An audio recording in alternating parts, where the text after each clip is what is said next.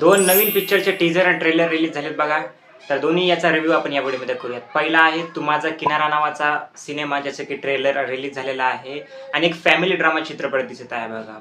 एक intense story यामध्ये दिसत आहे. एक फॅमिली दिसत आहे ज्याची की संपूर्ण कथा या सिनेमामध्ये आपल्याला दिसणार आहे.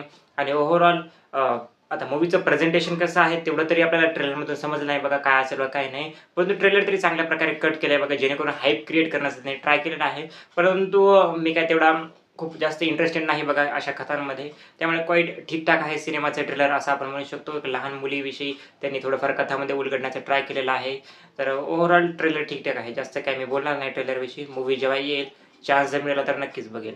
आता यानंतर दुसरा चित्रपट आहे गोंधळ, जो की नोव्हेंबर महिन्यामध्ये रिलीज होणार आहे आणि संपूर्ण दशावतार सिनेमाची वाईब त्यांनी क्रिएट करण्याचा ट्राय केलेला आहे. नक्कीच जर चित्रपटाची स्टोरी चांगली असली तरच हा सिनेमा असेल, नाहीतर परत जर त्यांनी तेच त्याच्यासारखं जो सिनेमा कमाई करल किंवा ह्या गोष्टीचा विचार करून जर त्यांनी क्रिएट करण्याचा ट्राय केलेला असेल, तर हा सिनेमाचं काय होईल व काही नाही हा तुम्हाला माहितीच आहे. मग आणि गोंधळ ह्या सिनेमाचं टीजर जर पाहायला गेलं तर हो, आता आणखी ती स्टोरी तेवढी काही उलगडली नाही, परंतु नक्कीच जे गावामध्ये होणारे गोंधळ असतात त्याच्याविषयी या सिनेमाची, त्याच्याशी रिलेटेड सिनेमाची स्टोरी जी आहे ती दिसत आहे बघा.